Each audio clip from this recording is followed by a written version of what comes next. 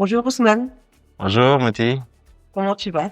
Bien. Merci Vous? beaucoup. Merci pour d'être présent sur ce podcast Histoire d'audace et de nous partager ton histoire, ton expérience ici au Sénégal. Merci, Mati. En tout cas, c'est un plaisir pour moi de venir partager mon vécu, et mon histoire, une histoire à raconter. Mm.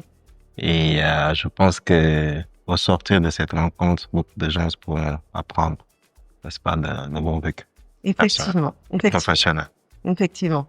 Ousmane, tu es aujourd'hui directeur général de Dangote. C'est aujourd'hui ton poste et président de la Chambre des mines du Sénégal, notamment, bon, entre autres d'autres postes. Mais aujourd'hui, comment est-ce que tu décrirais Ousmane Baye en dehors de ces postes-là? Qui est Ousmane? Wow. Ousmane Baye. Ousmane Baye, c'est un jeune Sénégalais qui a fait toutes ses études au Sénégal, qui est né au Sénégal, qui a grandi au Sénégal, qui a eu une carrière professionnelle assez riche, je pourrais le dire ainsi. Un jeune avec beaucoup d'ambition. Un jeune aussi qui a un vécu professionnel à partager avec tous ces jeunes-là. Car le message que je voudrais passer, c'est de montrer effectivement que c'est possible de rester au Sénégal, de faire toutes ces études au Sénégal et d'occuper des postes de responsabilité. Et comme vous avez dit tantôt, au-delà de mon poste de directeur général d'une grande société qui est Dangote Cement Sénégal, qui fait partie d'un grand groupe, travailler pour M. Aliko Dangote, que tout le monde connaît, qui est la première fortune d'Afrique. Et c'est une fierté pour moi de travailler pour ce monsieur, pour tout ce qu'il fait pour l'Afrique. Et aussi, le message qu'il est en train de faire passer, c'est qu'il fait confiance aux jeunes Africains pour occuper les postes de responsabilité. Et ça, c'est mon histoire. Et c'est aussi un message fort à faire passer à toute cette jeunesse, à mes jeunes frères, comme je les appelle. Parce que j'échange souvent avec, je leur produis des conseils et par rapport à mon vécu. Et le message est très simple, c'est possible. C'est possible de rester ici, de faire ses études ici, et d'occuper des postes de responsabilité dans des sociétés et dans des organisations patronales. Parce que, j'avais dit tantôt, je suis président de la Chambre des mines, qui est une association qui regroupe les sociétés minières du Sénégal. Et aussi, je suis le président du syndicat des industries du Sénégal, qui est aussi une autre association patronale affiliée au CNP, où je suis vice-président, qui regroupe les sociétés industrielles. D'accord. Super intéressant. Si tu permets, j'aimerais rentrer un tout petit peu à la genèse. Toi, en tant qu'enfant, le petit enfant Ousmane Baye, est-ce qu'il aurait cru un jour être directeur général? Est-ce que c'est un rêve pour toi est-ce que tu t'aurais imaginé dans cette position-là aujourd'hui? Honnêtement, non. Honnêtement, non, parce que j'ai été un peu influencé par les parents. Parce que ma mère est juriste. Mon père était infirmier d'État et tout. Et donc, à l'époque, je disais, soit je vais devenir juriste, avocat, whatever, parce que j'ai été un peu influencé par la maman, ou avec le père. C'est fou comme mon histoire, vous savez, Mati, moi j'ai un bac littéraire. C'est avec un bac L que je suis allé faire de la gestion. Et puis, ouais, il y a un bac L2, et avec mon bac L2 en poche, l'histoire déjà, c'est que je voulais partir en France quand j'ai eu mon bac. Et j'ai déposé comme tous les autres étudiants, tous les autres bacheliers, je veux dire, pour aller en France. Et en fait, mon dossier n'a pas été retenu parce que, en fait, j'avais choisi une université qui était à Paris. Donc, c'était l'erreur qu'il ne fallait pas faire. C'était plein et tout. J'étais un peu déçu. De ne pas pouvoir partir en France, d'autant plus que mes autres camarades de classe, en tout cas la plupart, étaient partis en France et tout. Et en fait, pour moi, c'était le déclic. C'est ça qui a tout changé dans ma carrière. Je me suis résolu à rester au Sénégal et continuer mes études au Sénégal. Et pour revenir au sujet, Non, ce n'était pas mon rêve d'être directeur général d'une société. Dans ma tête, c'était plutôt profession libérale avec l'influence de la maman et tout, ou à la limite médecin. Et aujourd'hui, par plusieurs circonstances, je me retrouve à ce poste-là. D'accord. Donc, c'est intéressant parce que, en fait, l'échec de ne pas avoir été pris en France, c'était quand même la voie un peu classique que tout le monde faisait, a fait aujourd'hui que vous vous êtes retrouvé directeur général. Vous avez en fait, ça a été un moment d'opportunité qui vous a ouvert certaines portes. Maintenant, est-ce que vous regrettez est-ce qu'il n'y a pas eu un moment à regret? Est-ce que vous n'avez pas retenté de repartir en France ou vous vous êtes dit non, c'est bon, ok? Non, c'était bon, hein, ça allait, ok, d'accord. Après, j'ai fait une croix, peut-être sur la France. Écoutez, moi, je reste ici, je reste au Sénégal, je vais continuer mes études au Sénégal et je vais réussir au Sénégal. En fait, c'était mon mindset à moi. Et à partir de ce moment, ce que j'ai fait, c'est, avec mon bac littéraire, je suis parti faire de la gestion des entreprises. J'ai jamais fait de gestion de ma vie, en tout cas au niveau du lycée, parce que j'avais un bac littéraire. J'ai fait de la gestion. Et l'histoire m'a dit, c'est à partir de la deuxième année de gestion des entreprises, il y a un ami à ma maman qui est venu, il disait qu'il cherchait un comptable. Il cherchait un comptable. Bon, ma mère m'a parlé, je dis un comptable, je suis là, je suis un comptable. Alors que j'avais fait que 2 ans de gestion, donc j'étais à la deuxième année, je dis non, je peux faire ça. Maman, mais toi, tu n'avais pas encore terminé, tu n'avais pas encore ton BTS. Je dis non, c'est possible, je peux le faire. Et c'est comme ça que je me suis engagé. Bon, je profite de cette occasion quand même. Il s'appelle Monsieur Sarré. Je considère comme mon papa. Il m'a considéré comme étant son fils. Il a été la première personne à croire en moi. Hein. Chez Morsa, il s'appelle. Et tout, il m'a pris. Donc j'étais en deuxième année. Ok, l'accord c'était. Parce que bon, c'était des moments quand même un peu difficiles pour la maman parce que j'avais perdu le papa et tout. C'était pas du tout facile pour elle. Donc l'accord avec ce tonton-là, c'était ok, d'accord, je viens être ton comptable, mais je continue mes études. Donc tu me laisses la liberté d'aller faire mes études et mon temps libre de venir faire le travail. Et il était d'accord sur ce principe. C'est comme ça que j'ai fait la deuxième année en gestion des entreprises en travaillant. Donc, j'ai travaillé très tôt. D'accord. J'ai travaillé très tôt et j'ai travaillé très tôt dans une petite et moyenne entreprise. C'est souvent ce que je dis à tous ces jeunes-là. Moi, j'ai eu cet avantage de démarrer dans une PME et de tout faire. Et c'est ça qui m'a permis d'avoir une certaine expérience. Parce que commencer dans les grandes entreprises, la plupart, la difficulté, c'est qu'on reste cantonné dans une petite section et pour se développer, ça prend beaucoup de temps. Donc, c'est comme ça que j'ai commencé, à partir de la deuxième année de travail. Donc, l'avantage que j'ai eu avec les autres personnes de mon âge, c'est que dès la deuxième année, j'ai commencé à avoir des expériences professionnelles. En même temps, je continuais mes études. Donc, j'avais les deux. Donc, c'est pourquoi j'étais un peu en avance par rapport aux autres. Et c'est comme ça que j'ai continué jusqu'à mon master 2 en finance et comptabilité, tout en travaillant.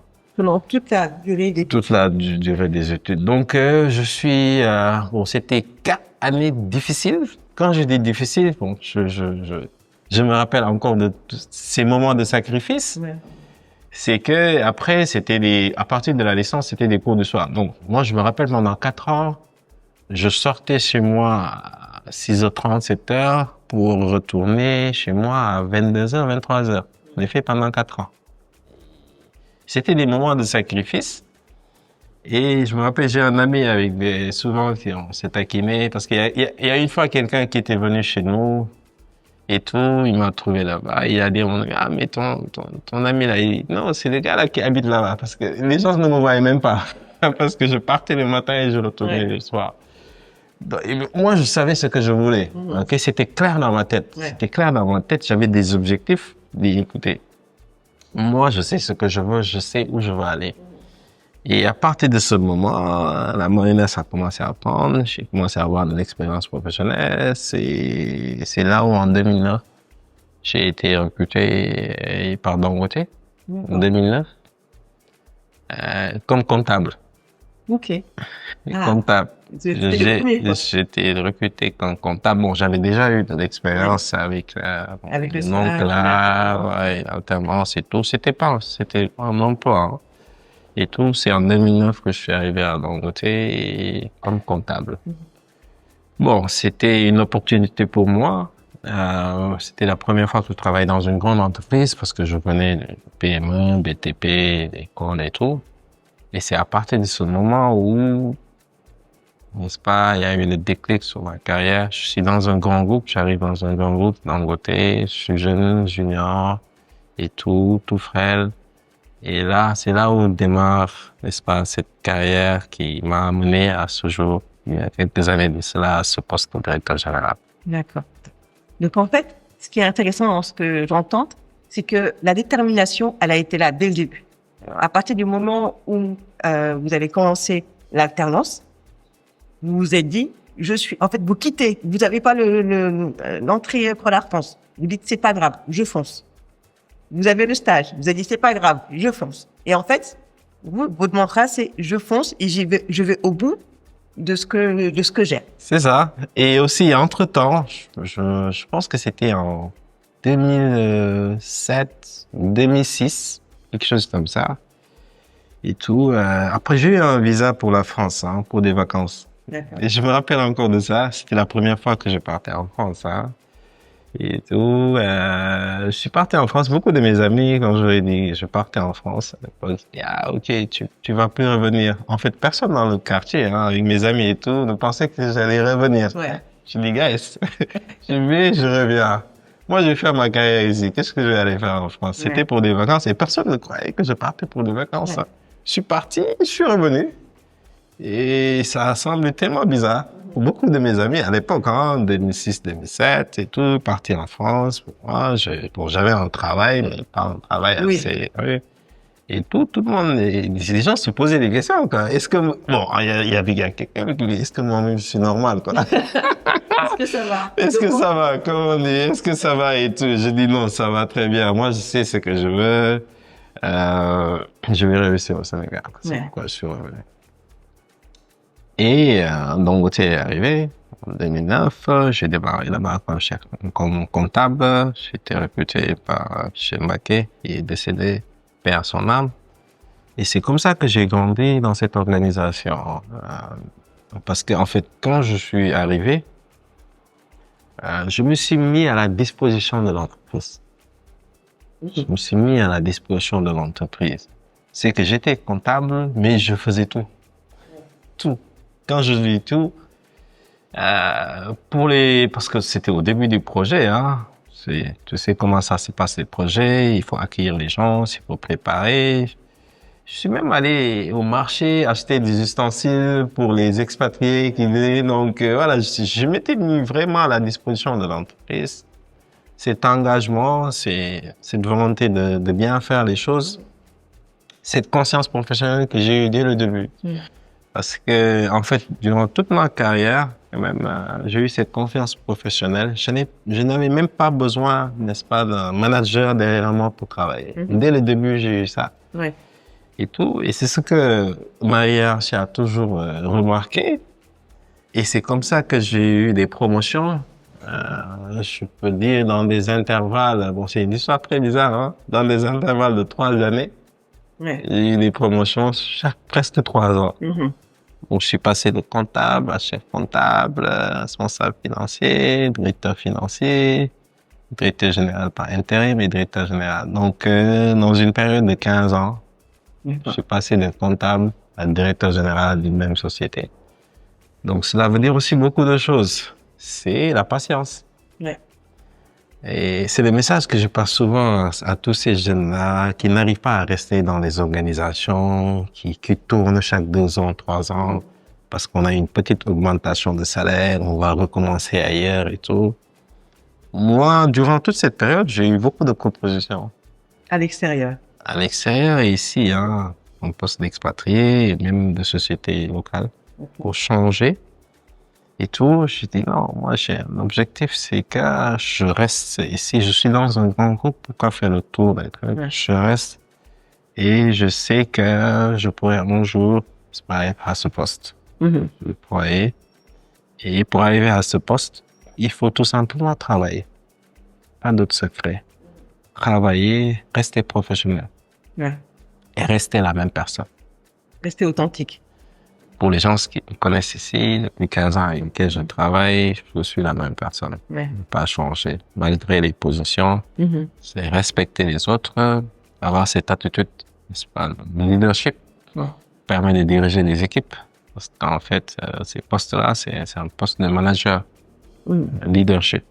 Pas seulement connaissance, ok, Ouais. connaissance c'est important, mais c'est un poste transversal où sous votre responsabilité, vous avez des personnes beaucoup plus expérimentées que vous, Ouais.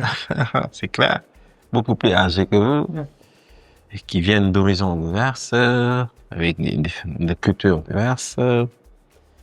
Et ça, quand même, il faut avoir, je sais pas, cette capacité managériale pour pouvoir gérer tous ces gens-là. Ouais. Ok, et je n'ai aucun regret. Au contraire, chaque jour, quand je me lève et tout, c'est comme si c'était mon premier jour de travail. Mhm. Ils me disent même les membres de ma famille. Chaque jour, c'est comme si je démarrais ma carrière. Ouais. Et c'est ça qui me motive. Et aussi, cette responsabilité-là, au-delà du poste aussi, avec travers toutes les organisations patronales, que ce soit la Chambre des mines, le syndicat des industriels et tout, où les collègues, n'est-ce pas, te prennent confiance. Ouais. Et à partir de ce moment aussi, je dis, écoute, il y a des choses aussi que je dois faire, il y a des choses à changer. Mhm. Et c'est pourquoi les gens se posent des questions, comment même j'arrive Oui.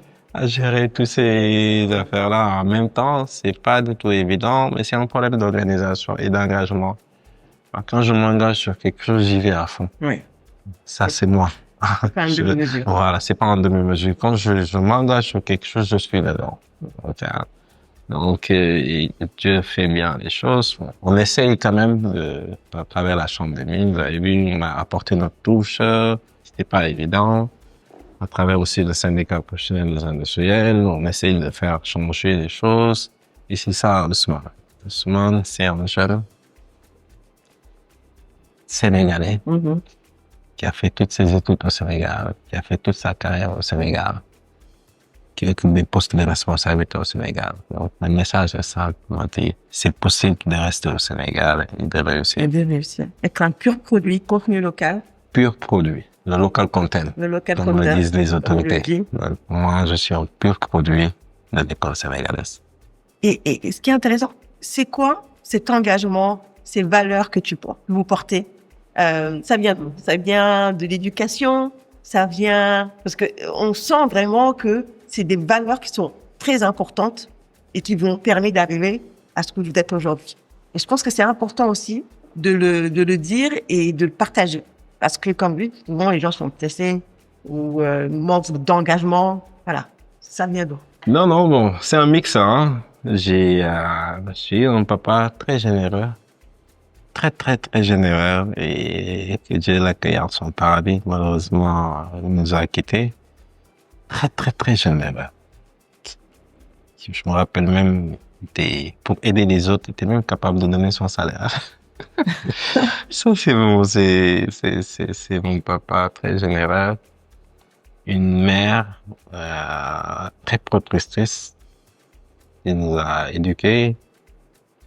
Une maman qui nous a protégés et qui, quand même, nous a apporté tout ce que nous avons, cette éducation-là. Mhm.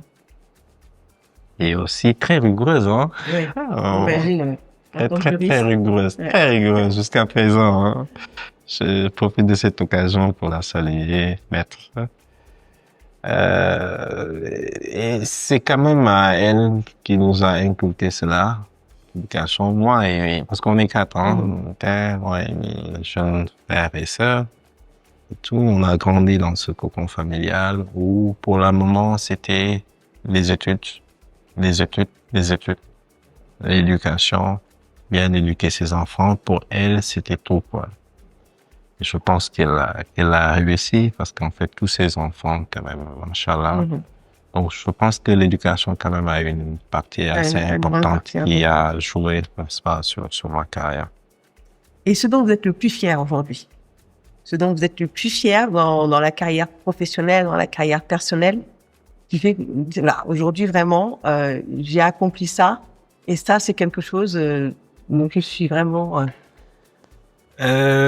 Bon, vous savez, quand j'ai été nommé directeur général par intérim, moi j'ai été mis à l'épreuve d'abord. Ouais.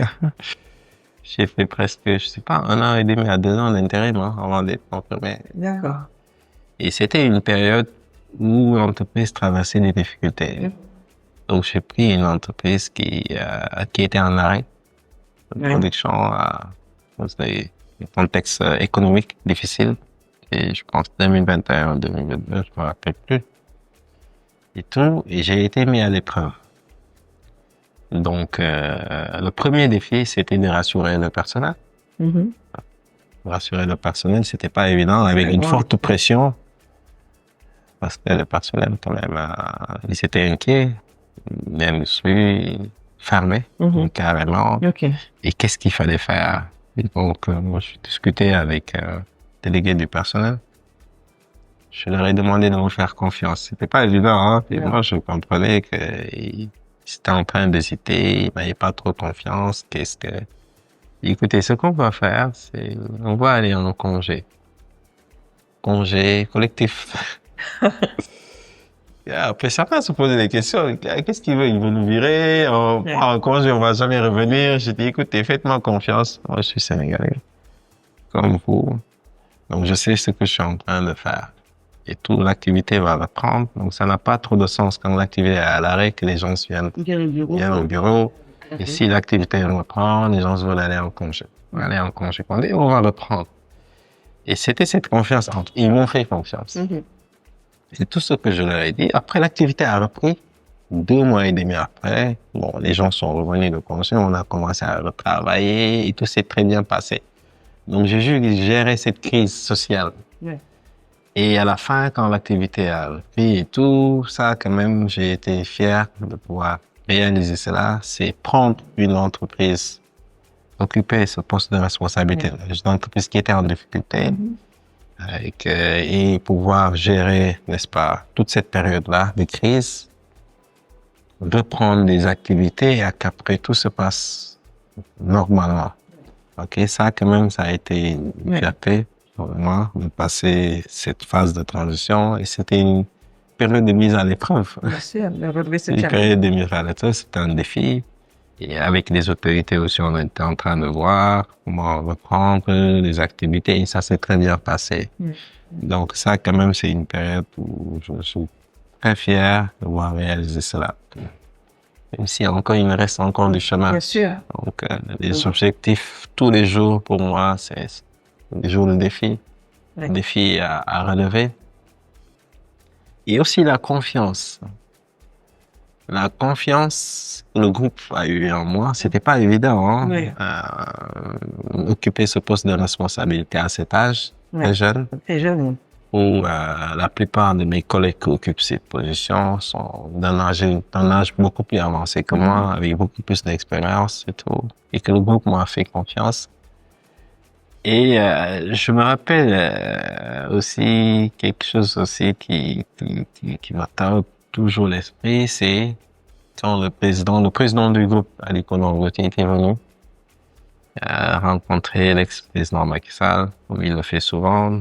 Bon, il était venu, on était partis ensemble au bar. Il me l'a présenté, c'est notre nouveau DG sénégalais et tout. Après, le président Macky Sall lui a posé une question. Ah, ok, d'accord. Donc, il travaille où avant? Parce que je ne le connais pas trop. Notre président, il était tellement fier de dire, non, c'est notre produit, c'est nous qui l'avons formé, développé. Quand je le regardais parler, il parlait tellement avec beaucoup de fierté. Et je dis, waouh. Donc moi, je n'ai pas droit à l'échec. Ouais. C'est ça qui me motive tous les jours. Je n'ai pas droit à l'échec. D'autant plus qu'on fait partie d'un grand groupe et je suis souvent monté en exemple dans les autres pays. Ouais. Quand j'ai été nommé, confirmé, j'ai eu des appels parce qu'on est présent dans presque 14 pays d'Afrique. Et avec notre réseau, tout le monde m'appelait, n'est-ce pas, me féliciter et tout. J'ai dit non, c'est possible donc dans les autres pays que les jeunes puissent prendre ce poste de responsabilité-là. Donc ça aussi, c'est une genre de forme de pression pour moi. Oui, mais oui. Et aussi de motivation. Donc ça dit que le message est clair, c'est que je n'ai pas droit à l'erreur et à l'échec.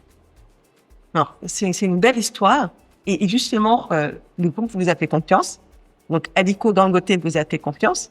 Est-ce que vous le considérez un peu comme un mentor? Parce que j'ai l'impression que dans votre vie, vous avez eu des mentors. Donc, le premier qui vous a fait confiance, Monsieur Sarré, qui vous a donné l'opportunité de faire le travail en même temps que de faire les études, qui vous a donné cette polyvalence de pouvoir faire plusieurs postes en même temps.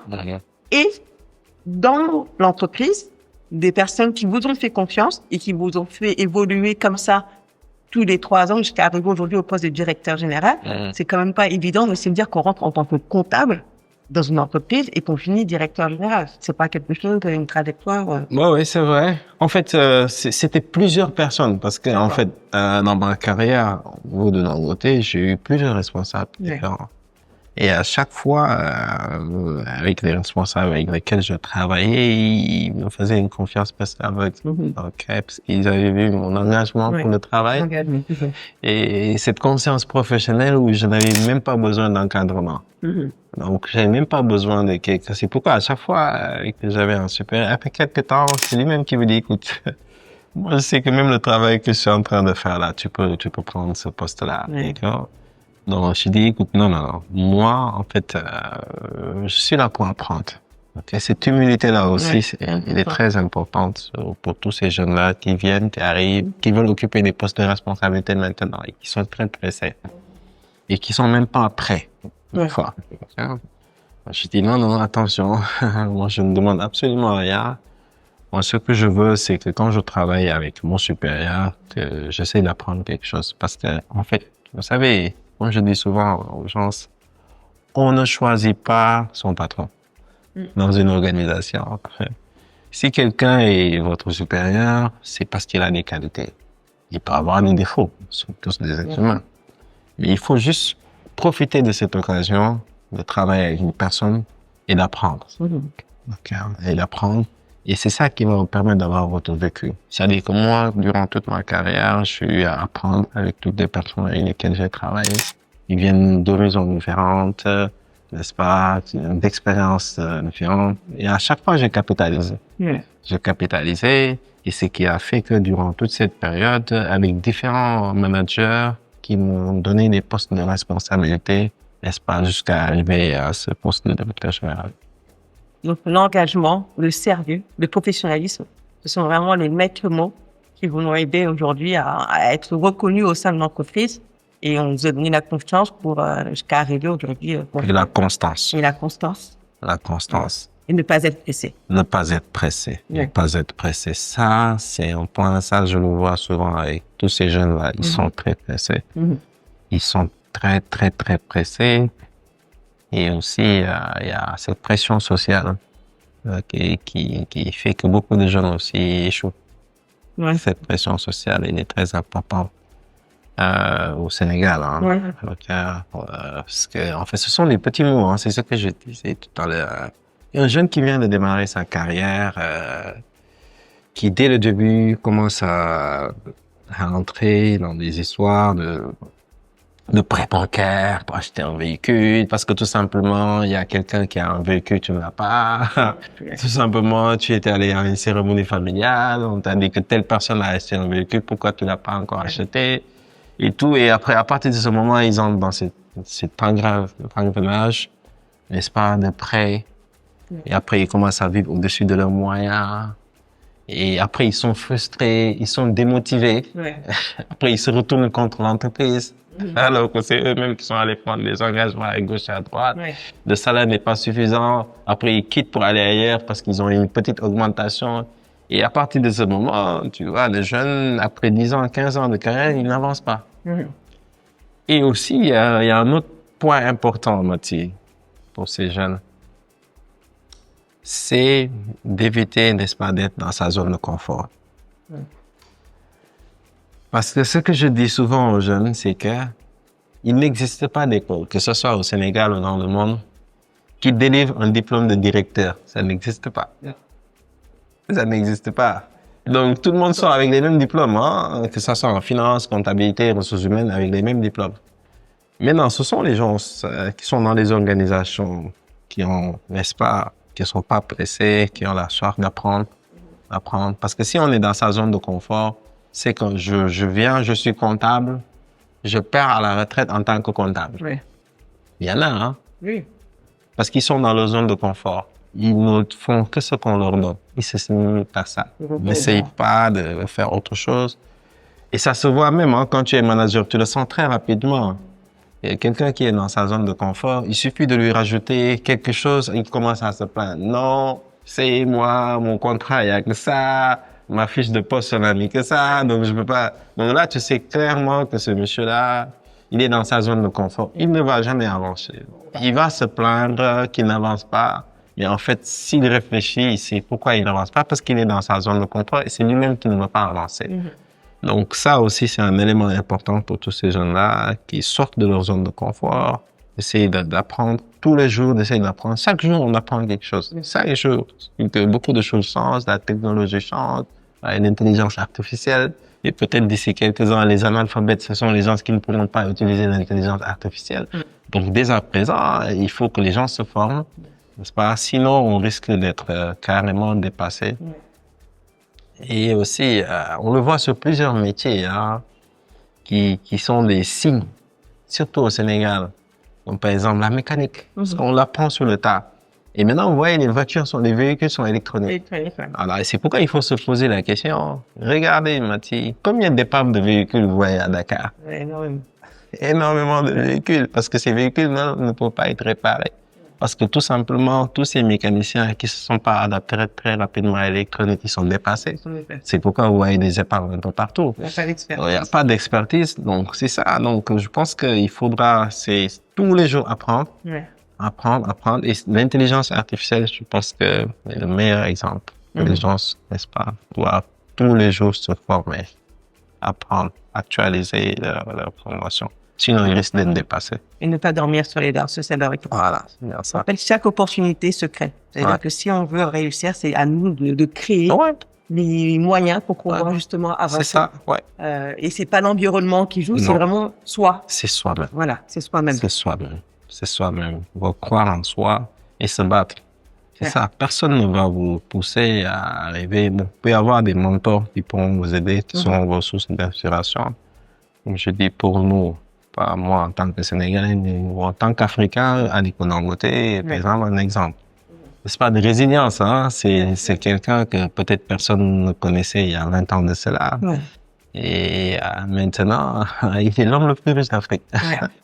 À travers sa résilience. C'est un homme d'affaires qui crée des emplois, qui crée de la valeur un peu partout en Afrique. Et même ce qu'il a investi au Sénégal, bon, je me rappelle, sur ces 5 dernières années, peut-être il est venu 3 ou 4 fois au pays. Donc, il crée de la valeur, il permet à tous ces Sénégalais qui sont là de travailler, ce qu'il fait dans presque 14 pays d'Afrique. Et aussi, il a beaucoup d'autres ambitions pour l'Afrique. Et la raffinerie, 20 milliards de dollars. Personne n'y croyait. Pour beaucoup de gens, c'était un éléphant blanc. 20 milliards de dollars, c'est beaucoup d'argent, ça. Et il a cru à ce projet, il s'est battu, malgré toutes les difficultés, même pour le démarrage. Parce que quand la raffinerie a démarré, pour lui, c'était bon, alors que c'était le début de ses problèmes. Et vous voyez, hein, il se bat tous les jours. En tout cas, c'est un monsieur à qui nous avons beaucoup de respect pour tout ce qu'il fait. Et il montre aussi l'exemple. Il investit en Afrique. Et le message qu'il fait passer, c'est que personne ne va développer l'Afrique. Ce sont les Africains eux-mêmes qui le développent. Donc, on doit arrêter de se plaindre, de pointer du doigt les autres, les Européens, l'Occident. Non, c'est nous. C'est nous. Les ressources sont là, nous sommes là. On a une jeunesse très importante. Hein. C'est la valeur la plus sûre, au-delà des ressources. Oui, nous avons des jeunes qui sont là, qu'on doit former. Autre point, former, les éduquer. Ouais. C'est aussi important pour qu'on puisse les utiliser parce que nous suivons tout ce qui se passe. Ils dépensent beaucoup d'énergie sur les réseaux sociaux avec des choses qui n'ont pas beaucoup de valeur ajoutée, alors qu'ils peuvent l'utiliser autrement, leur énergie. Ils ont beaucoup d'énergie. Yeah. Et je pense que cette énergie-là, si nous l'utilisons, je pense qu'on pourra développer notre pays, le Sénégal, ou l'Afrique d'une manière générale. Yeah. Merci en tout cas pour ce beau message. Pour finir, est-ce que vous auriez une phrase ou un mantra, voilà, quelque chose qui vous a guidé aujourd'hui ou quelque chose, voilà, un proverbe qui vous guide et qui est pour vous parlant, pour aider la jeunesse et pour évoluer? Je vais citer mon mentor, The sky is the limit. The sky is the limit. Exactement ça, c'est très important. Merci en tout cas, Ousmane, pour ce partage, ce beau parcours. Je pense que c'est un message très important que les jeunes vont apprécier. Et c'est pas l'environnement qui joue, mais c'est vraiment soi. Les ressources sont en nous et vous êtes un parfait exemple. Merci Mathilde. Je profite aussi de cette occasion pour saluer toute ma famille, qui me supporte, hein, et ma famille me comprend, parce que je passe beaucoup de temps au travail. Yeah. Et tout, je passe pas beaucoup de temps avec la famille et je pense qu'ils le comprennent et j'ai leur soutien. En tout cas, mes parents, la maman, le papa ont pris toujours pour lui. Et tout, en tout cas, les amis, en tout cas, toutes les personnes qui me supportent, je profite de cette occasion pour les saluer.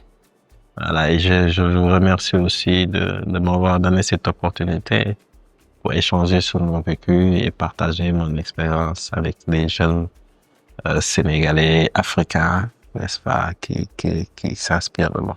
Merci.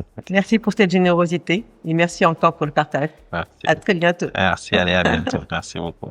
C'était votre podcast Histoire d'audace avec Ousmane Baye, directeur général de Dangote, qui nous a fait l'honneur et la générosité de partager son expérience, son parcours. Et je suis certaine que c'est un parcours qui vous servira d'exemple à tous. À très bientôt. N'hésitez pas à liker et à partager.